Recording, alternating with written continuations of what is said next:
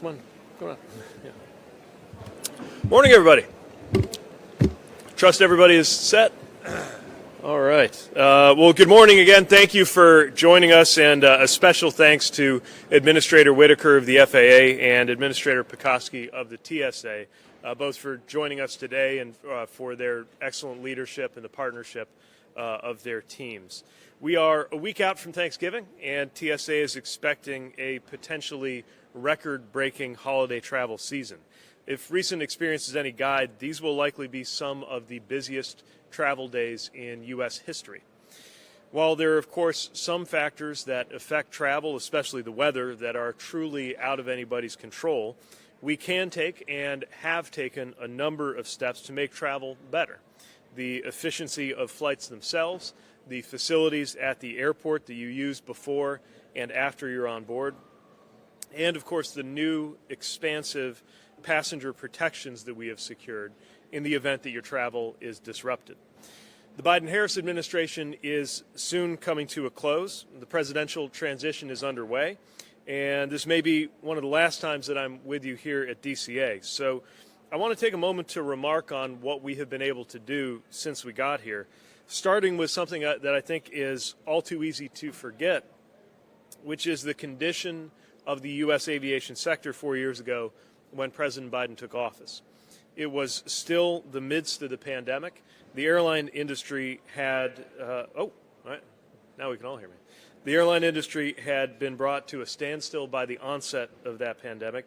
There was no consensus about how long it would take for our nation's airlines to recover or whether our airlines would survive at all. Through relief packages passed in Congress, American taxpayers ensured that airlines in the U.S. stayed afloat in that time of need because our nation needs a functioning system, both for passengers and for cargo. Those measures worked. As we all know, they worked so well, we sometimes forget how close we came to the airline sector completely collapsing in this country had it not been for those interventions. But it did work, and the airline industry came roaring back, so much so that they almost immediately faced the opposite problem, struggling to keep up with the extraordinary demand. And too often it was passengers who felt the brunt of that. So our department stepped up and stepped in to use every power within our authority to improve service and to improve the flying experience for airline passengers. In concrete terms, some of what that includes automatic refunds for canceled and changed flights, refunds for late baggage, refunds for services not provided like Wi-Fi or seat selection or in-flight entertainment. During disruptions, free rebooking, meals, hotels, related transportation. No more family seating junk fees for several airlines. Passengers who experienced delays on Southwest flights that are considered controllable will receive $75 compensation vouchers as required by our consent order, and the first ever protections against frequent flyer points devaluation that were secured in the Alaska-Hawaiian Agreement. Enhanced protections for millions of passengers with disabilities who deserve to travel safely and with dignity. $4 billion in refunds that had been owed by airlines to passengers secured with our help, and a new partnership with over 20 state attorneys general that makes it possible for them to investigate airline complaints. And there is even now a lot more good work underway to make sure passengers get a fair deal, which is why we are working on rules to ban family seating junk fees outright on all flights, to require airlines to pay cash compensation to travelers that they strand, setting standard for when and what level of service, like meals, hotels, related transportation, and free rebooking, airlines will provide during disruptions, and protections for passengers who use wheelchairs.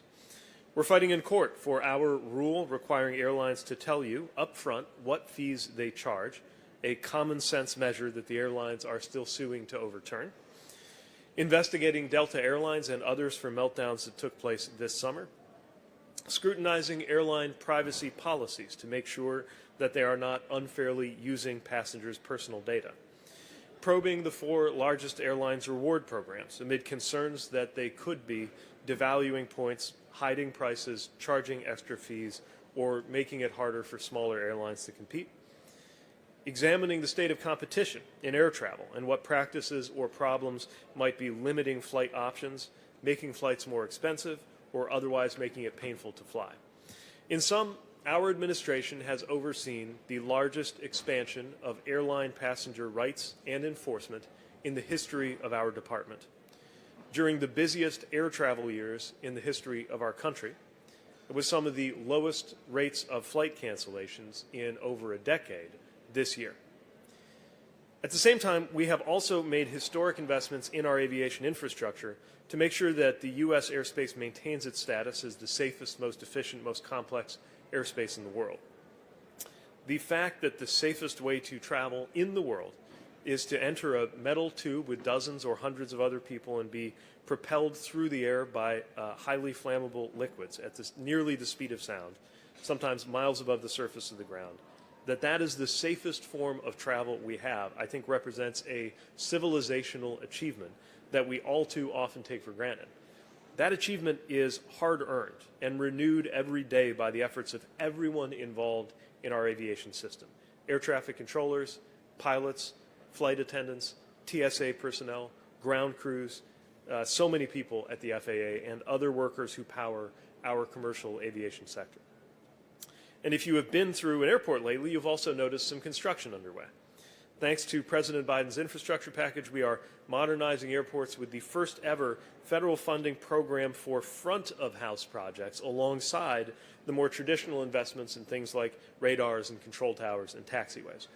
Billions of dollars have been awarded to help airports add more check-in counters, build faster security checkpoints, improve baggage claim, make it easier to find your gate, and in some cases help build entire new terminals and the roads to access them.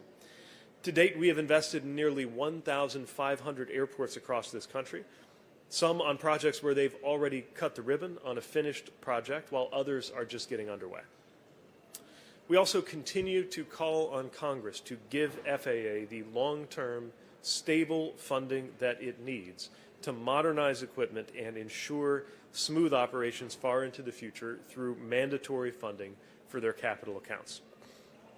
There's a lot of mention just in the last few minutes. There's one final message I want to leave the traveling public with, which is if you are traveling this week, next week, remember how much we all count on the aviation workers who safely get us where we need to go. Since the pandemic, harassments and even attacks hit unprecedented highs. Those incidents are down from those peaks, but any number other than zero is intolerable. That kind of behavior puts everyone in the plane at risk, and it can result in major fines, jail time, or both. We take these incidents seriously. We refer them directly to the Department of Justice, so please treat your flight crew with the respect that they deserve. And with that, I will turn it over to our FAA administrator, who will share more about what we have been doing to improve operations and to make sure that everyone can travel as safely and as efficiently as possible over the holidays. Mike? Thanks. Good morning, everyone. Thanks for joining us. I'm pleased to be here with Secretary Buttigieg and Administrator Pekoske ahead of what we think will be our busiest Thanksgiving travel period ever. And while every day between now and Thanksgiving will be very busy, Tuesday is forecasted to be our busiest day. And while we know everyone wants to get to their final destination as quickly as possible, our priority is to get you there safely. So you should rest assured the air travel is safer than ever. The FAA works around the clock so that passengers are safe from takeoff to touchdown. In fact, we've seen recently a drop in close calls. And for the first 9 months of 2024, the rate of serious close calls decreased by 72% from the same period last year. That's the result of a lot of action that we've taken to address and prevent runway close calls, including deploying new technology around the country. For example, we sent 4 airfield surveillance systems to the fastest growing airports in the country: Austin, Indianapolis, Nashville, and Dallas Love. This technology reduces the risk of runway incursions by improving air traffic controllers' situational awareness. It's been so successful that we want to deploy that at 14 more airports by the end of this calendar year. We've also installed approach runway verification systems at more than 74 airport towers. This technology provides audio and visual alerts to controllers if an arriving aircraft is lined up to land on the wrong airport surface. And finally, we installed runway incursion devices at 5 airports for operational evaluation. This technology provides air traffic controllers with audio or visual identification of when a runway is not available for arrivals or departure. Looking ahead to next year, the FAA will begin to deploy this technology at 74 airports across the country. Our thousands of air traffic professionals are ready for the increased volume this week and through the holiday season. We're closely watching the weather, which is, of course, the biggest source of delays, and we'll do our best to work around that. Our command center in Virginia has real-time engagement with all of the airlines to find the most efficient, safe path around weather as it occurs. We've also looked at what is needed to keep the air traffic moving efficiently at some of the most crowded airspace in the country. For example, earlier this year, we made a decision to move the Newark area air traffic out of New York into the Philadelphia TRACON. With this move, we're able to relieve the stress in New York and improve controller staffing levels by recruiting and training controllers in Philadelphia. This has been meant to get us healthy on a staffing level. In addition to the controllers who came over from New York, we already have a strong pipeline of 28 certified controller trainees who want to work in this airspace. During the Thanksgiving travel period, we will use traffic flow management initiatives to deal with any staffing shortages on that particular day in this airspace, and we expect to have some of those shortages. So we're working diligently to make sure that that can operate as efficiently as possible. These initiatives keep the system safe, and people should know that safety is never at risk. If we are short on staff, we will slow traffic as needed to keep the system safe. We're also thinking long-term when it comes to keeping the national airspace system safe. We plan to hire another 2,000 controllers over the course of this year and the fiscal year going into next year.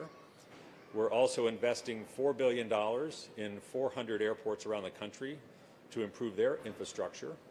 And we're expanding our university partnerships for training potential new hires into the towers. Just yesterday, we announced with Embry-Riddle a new enhanced controller training program, which is an important way for us to get more controllers out of the university system in addition to out of our own academy. So while the FAA is doing its part to keep the skies safe, we need the public to do their part as well. Our agency and your flight crews are all focused on getting you to your destination safely. And while thanking your flight crews is not required, it is highly encouraged. And as the Secretary mentioned earlier, let's remember to treat each other with respect during the travel season. And I want to remind everyone that we have a zero tolerance policy for unruly behavior. We will not hesitate to pursue civil penalties, legal enforcement action against any passenger who assaults, threatens, intimidates, or interferes with airline crew members. Finally, some other things to remember while traveling. Please pack safe when it comes to lithium batteries, and remember to check recalls and keep the lithium batteries in the cabin, not in your checked bags. And please arrive in enough time to get through security and make your flight during this busy season, which all seems like a good segue to turn it over to Administrator Pekoski, who will have some more travel tips for you for this travel season. Thank you. Thanks, Mike. Well, thank you, Mike, and good morning, everyone. It's great to be here at Reagan National Airport, which is an airport that has historical significance to my agency. It's literally the birthplace of TSA, because on the 19th of November 2001, President George W. Bush signed the enabling legislation that created TSA, and TSA this week is 23 years old. It's a privilege to be part of Secretary Buttigieg's press conference. TSA started in DOT before moving to DHS in 2003. We have maintained strong ties with DOT and worked together to ensure safe and secure transportation in this country. That joint work includes topics like cybersecurity, unruly passengers, as Mike mentioned, public charter operations, advanced air mobility systems, air cargo security, and of course, passenger safety and security. As the Secretary and Mike have said, this will be the busiest Thanksgiving ever in terms of air travel. That's not a surprise given the incredible recovery in air travel in the United States since the pandemic. This year has already been the busiest in TSA history. All 10 of our top busiest days in our 23 years have occurred since the 24th of May of this year. And we have screened in excess of 3 million passengers in a day for the first time ever. We expect we'll break that threshold over this holiday period. We project our busiest days in terms of passenger volumes to be next Tuesday at 2.8 million passengers across the entire system of 433 airports, next Wednesday at 2.9 million passengers, and then the Sunday following Thanksgiving, which is always our busiest day. It's the busiest day of the year typically in passenger travel. That will be a day that will have more than 3 million passengers, we project. As I said, this year passenger volumes are the highest we've ever seen, and fortunately our staffing in TSA is also at the highest levels that they have ever been. Plus, we've introduced a lot of new technology to improve security effectiveness, to improve security efficiency, and to enhance the customer experience. We are ready across 433 federalized airports to ensure passengers can complete the screening process within our established wait times of 30 minutes or less for non-pre-check passengers and 10 minutes or less for pre-check passengers. A few tips that I would offer that would make you and your fellow travelers' travel experience easy. The first one is start with an empty bag. If you're picking up a bag that you're going to carry through the checkpoint and you might have used it for some other purpose beyond air travel, just please make sure it's empty before you start packing it for your trip. We often find that people have things in their carry-on bags that they forgot about because they had put it in several weeks or in some cases several months ago. The other is to arrive a little bit early. As you arrive, pack a little patience. It's going to be crowded. It's going to be crowded especially during the rush hours that occur in airports nearly every day. Very early in the morning, in the early evening hours are generally the busiest times. If you travel with a firearm, you must put that firearm in your checked bags. It cannot go in your accessible property or your carry-on bags, and you must declare it with the airline. Firearms cannot be in the checkpoints, they cannot be in the sterile area of the airport, and certainly not aboard aircraft.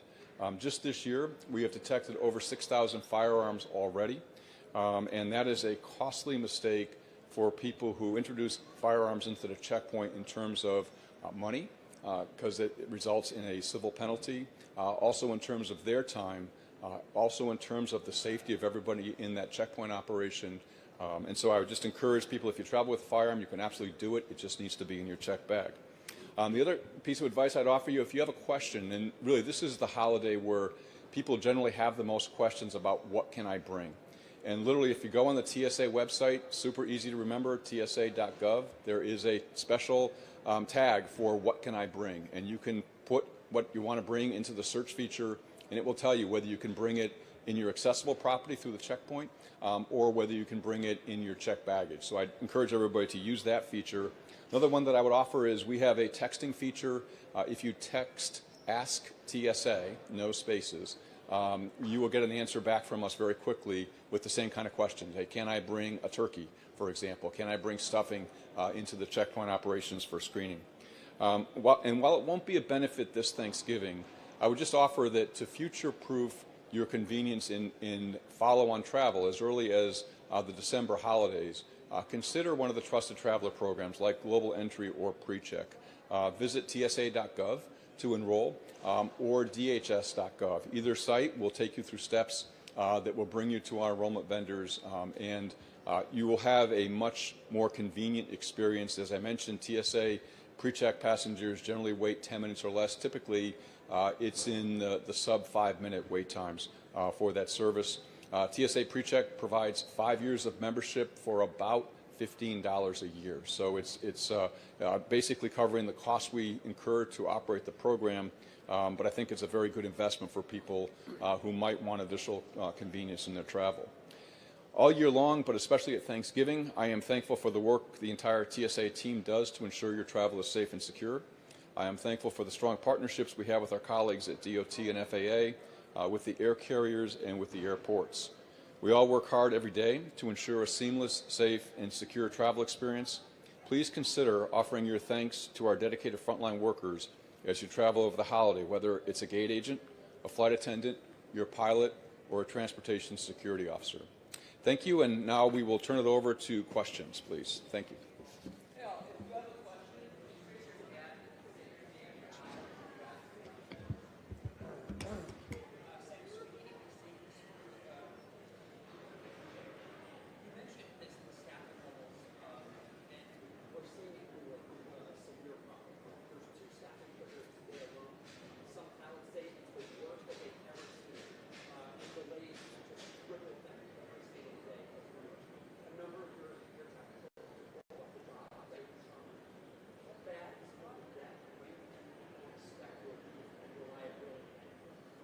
Well, I guess I'd have to push back a little bit on the premise of that question. Delays are actually down with the transfer of the airspace, so we have not seen very many delays as a result. And we are working the traffic, the staffing issue as quickly as we can. We expected some disruption, which is why we're pushing so many controllers through the pipeline.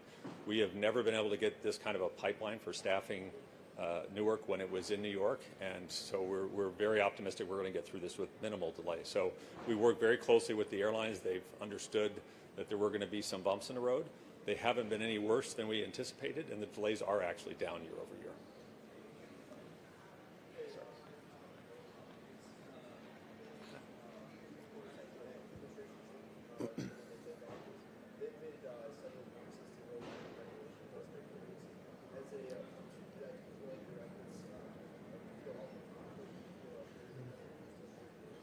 I can't speculate on what a following administration will do. What I'll say is that every action we've taken, whether it's an enforcement action like our response to Southwest Airlines, or rulemaking, whether it's passenger protections or things that have improved safety on our railroads, every action we've taken is one that we think is justified, grounded in the law, and the right thing to do. And in my opinion, these are generally actions that enjoy broad bipartisan support, at least in the American public. And so it is my hope that regardless of the party in charge in Washington, the things we've done to make it easier to be an airline passenger in America and other actions we've taken will stand the test of time.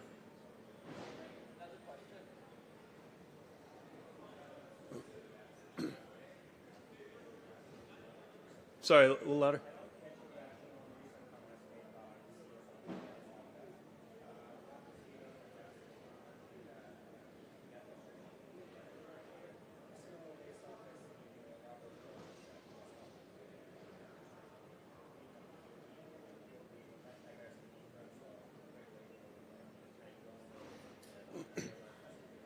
Yeah.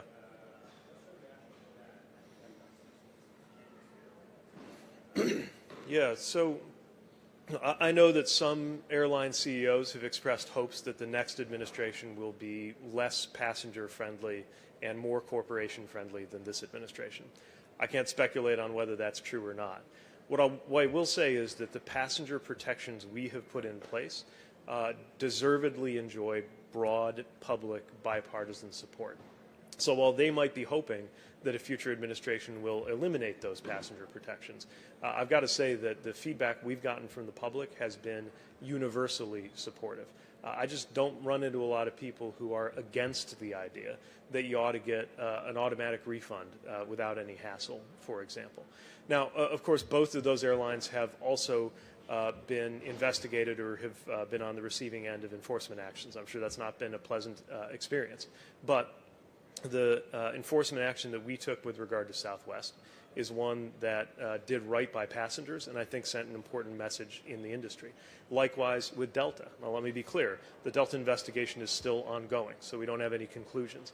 But the reason that investigation is happening is because we were bombarded with complaints and reports on everything from Delta passengers being unable to get somebody on the phone for hours and hours after being stranded, and concerns about what they were told about their right to a refund. And I want to emphasize, any airline, especially since the FAA reauthorization passed, any airline that failed to proactively offer refunds to passengers could be in violation of federal law. So we're going to continue to enforce the rules. We're going to continue to support passengers.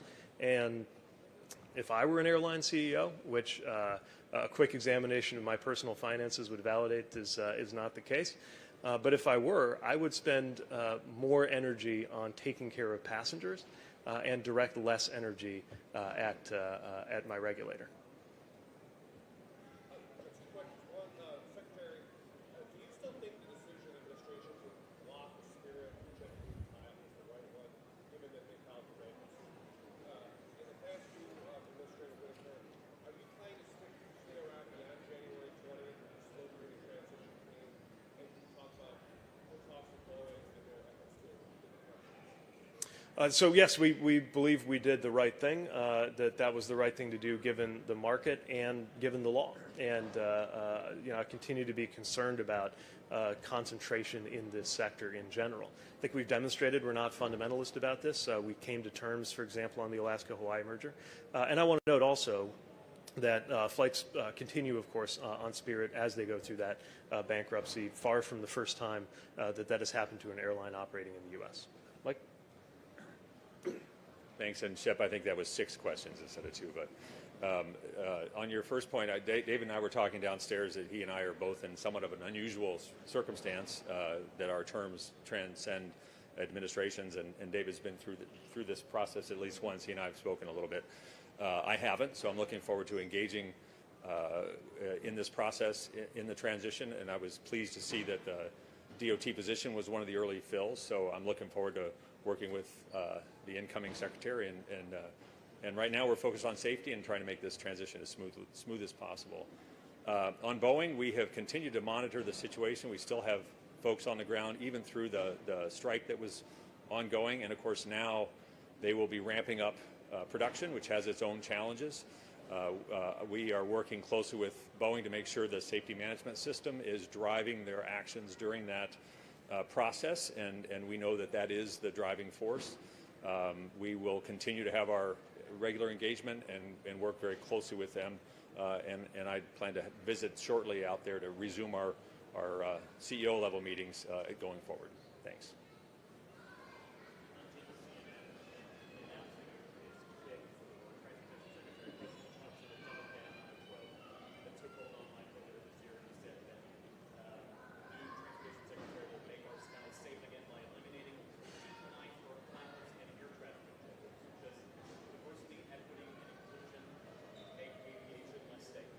Look, some folks, all they want to talk about is culture issues.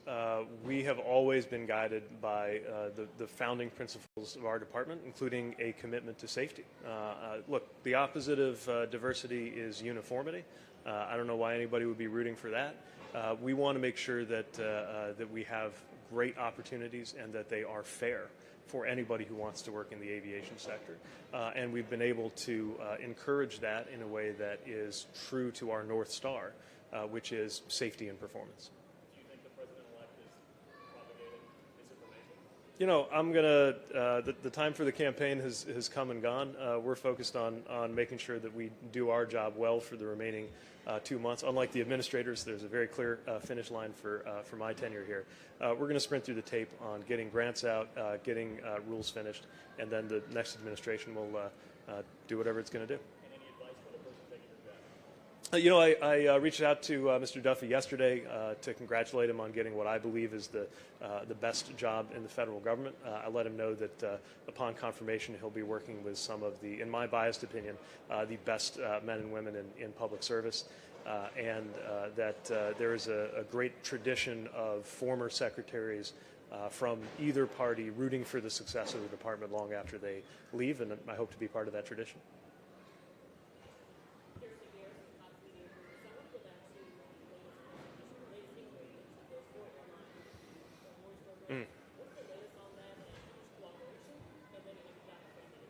So to my knowledge, they have been engaging our department on the data that we have requested. That data and information is due soon. Our intent is to make sure that people's points and miles and their value is protected. It is, in our view, a real problem if a passenger is promised one thing and gets another. And we've heard complaints and concerns about a lack of transparency or sort of bait and switch where you're told, you know, if you get this credit card or do this, you're getting a trip to Hawaii, but you try to actually book it and it's just impossible. We I think, and I say this is not just as a policymaker, but as a passenger. A lot of us love our points and miles. They have become almost like a part of our savings, but they don't have the same protections that cash savings in a bank do. We need to make sure that any practices related to those points and miles are fair and above board.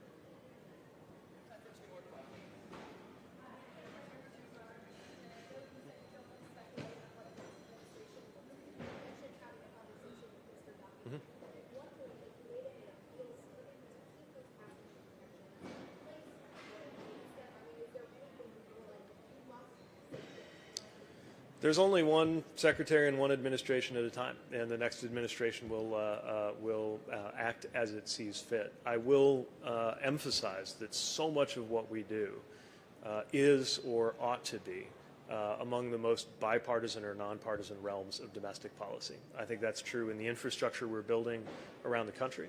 I think it's true in our safety and operations agenda. And I think it's true with the rulemakings. Now, different people may view it differently. But again, in terms of the public response to our expansion of airline passenger rights, it has been overwhelmingly positive. And I do think that's an indication that measures like continuing to protect passengers can enjoy broad bipartisan support. You know, one thing I might have mentioned also in the context of Delta is I have always believed that it can only help the aviation sector to have strong passenger protections. And I would note that some of these companies have been showing very healthy profits, even at this new and higher level of consumer protection, demonstrating to me that those things can travel together.